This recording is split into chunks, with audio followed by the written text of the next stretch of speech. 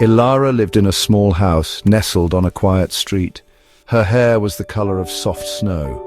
Years had passed since her beloved Arthur went home to the Lord. She missed him dearly every single day.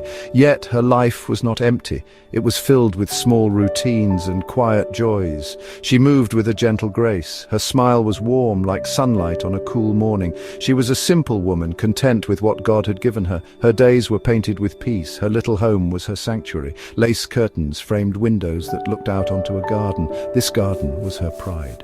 Roses climbed the trellis Arthur had built. Pansies with cheerful faces peeked from terracotta pots. She knew each plant, each bloom. She would spend hours there, tending to them with loving hands. Inside, the aroma of freshly baked bread often filled the air. Her home was a haven of warmth. It was a place where kindness lived. Elara possessed a quiet strength. It was not the loud kind, but a steady, resilient spirit. She had seen her share of sorrows in her long life, yet bitterness found no home in her heart. Instead, she carried a gentle understanding of life's fragility. She knew that joy and sorrow often walked hand in hand. Her words were few, but they were often wise. People felt peaceful around her. She was a comforting presence, like a soft old quilt. Her neighbors knew Mrs. Henderson, as they called her. She was the kind lady who always had a wave from her porch. Sometimes she would share a bloom from her garden or offer a listening ear to a worried young mother. She didn't seek the spotlight. Her acts of kindness were small, almost unseen, but they were like tiny seeds planted in the hearts of those around her. Her life was a quiet melody of love and service, played out in her little corner of the world. Then, a shadow began to creep into Elara's peaceful days. It started subtly, a whisper of discomfort, a weariness that settled deep in her bones. At first she thought it was just age, just another part of growing older. But the whisper grew louder. The discomfort became a nagging ache. Then the ache turned into a persistent, sharp pain. It was like an uninvited guest who refused to leave. Her steps became slower. Her garden visits grew shorter. The light in her eyes dimmed a little. The doctors spoke in hushed tones. They used long words that sounded serious. Tests were done. Waiting followed. Then came the news. It was an illness, they said, a long and challenging one. Pain would be a constant companion. Fear tried to knock on the door of her heart. The road ahead looked steep and dark. She thought of Arthur, wishing he were there. She thought of her garden, wondering if she would tend it again. The future felt uncertain, like a path hidden in mist. The illness took its toll day by weary day. Pain wrapped around her like a heavy cloak. Some mornings it was a struggle just to rise from her bed. Simple tasks became monumental efforts. Her independence, once so cherished, began to slip away.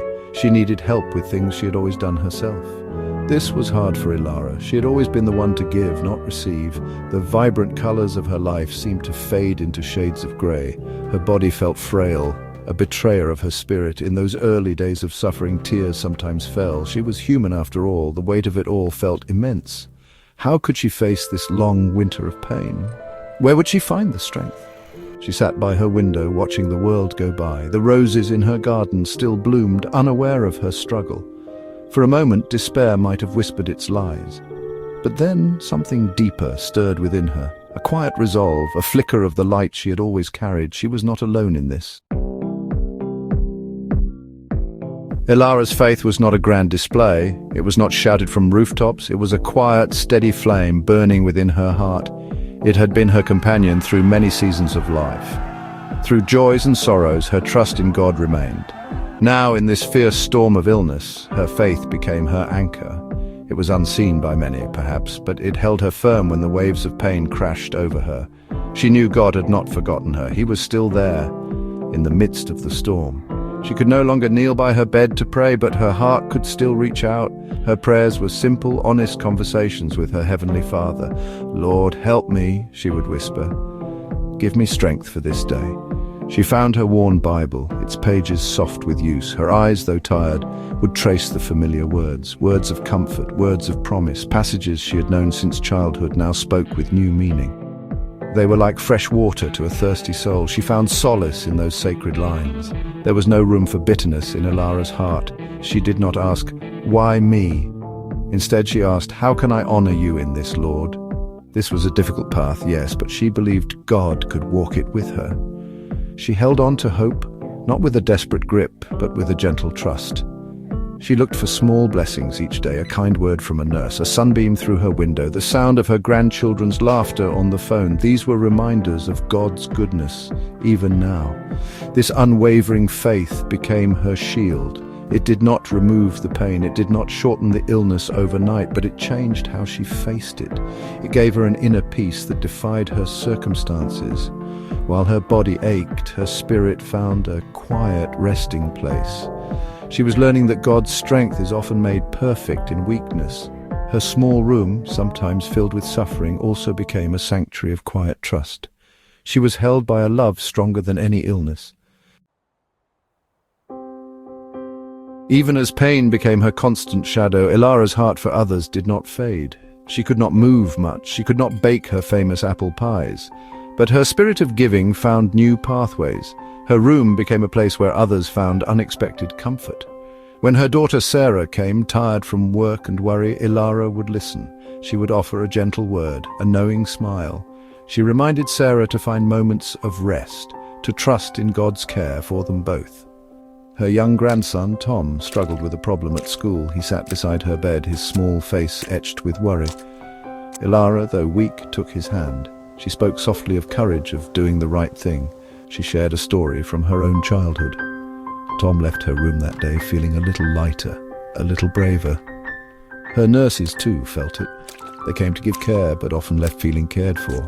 Elara would ask about their families. She would thank them with genuine warmth. Her room was not just a patient's room, it was a haven of grace. She could not write long letters anymore, but she could whisper a message for Sarah to write in a card, a note of encouragement to a neighbor going through a hard time. A word of thanks to someone who had shown kindness. She would ask her family to take a small plant from her diminishing garden to a friend who was lonely. These small acts, seemingly insignificant, were like ripples spreading outwards. They carried her love and her faith beyond the four walls of her room. Her spirit was not confined by her illness. A surprising thing happened. As Elara poured out what little she had, she found a new kind of strength. Focusing on others seemed to lessen her own burden. Just a little. Their smiles, their words of gratitude were like balm to her weary soul. It was a divine exchange. In giving comfort, she received it. In showing love, she felt more loved. Her weakness became a canvas for God's strength to be displayed. She was learning that even in the deepest valley, a heart can still serve, and in serving find unexpected joy.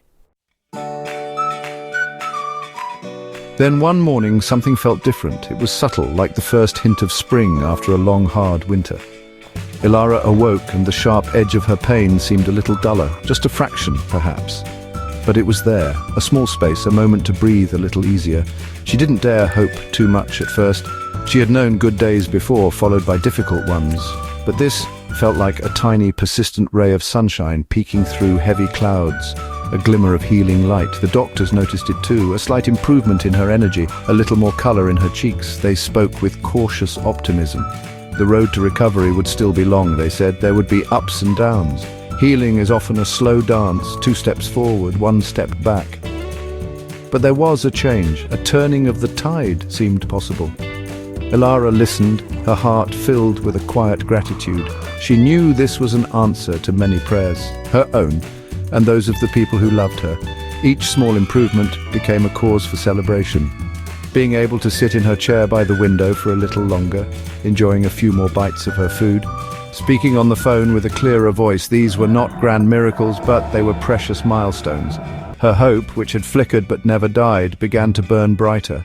She thanked God for every small mercy. She knew that He who had sustained her in the darkness was now leading her gently towards the light. Her spirit felt a renewed sense of courage. Her family felt the shift too. The worry lines on Sarah's face began to soften. There was a new lightness in their conversations. The shared burden of her illness had been heavy. Now these small victories brought shared joy. They celebrated each piece of good news, however small. It was as if the whole family was taking a collective deep breath. Elara's healing was not just her own. It was a gift they were all unwrapping together slowly and with immense thankfulness. Their hearts were filled with a quiet, growing hope. Elara's journey through illness and the first signs of her healing sent ripples through her family. Watching her quiet faith, her uncomplaining spirit, had a profound effect. Sarah, her daughter, found her own faith deepening. She saw firsthand that God's grace was sufficient even in the hardest times. Her grandchildren, who had visited with hushed reverence, learned about resilience. They saw that true strength wasn't about avoiding pain, but about how you faced it. The family drew closer, their bonds strengthened by shared concern and now shared hope. The neighbors too had been touched by Elara's quiet courage. Mrs. Rodriguez from next door, who had often brought soup, found herself praying for Elara. Young Mr. Henderson from across the street, who mowed her lawn, was inspired by her gentle spirit. When news of her slight improvement spread, a quiet joy moved through the neighborhood. People offered more help, not out of pity, but out of genuine care and admiration. Her front porch, once quiet, saw more friendly faces stopping by for a brief, cheerful word from a distance. Even the young children on the street felt the warmth. They knew Mrs. Henderson was unwell, but they also saw the flowers that friends left on her doorstep.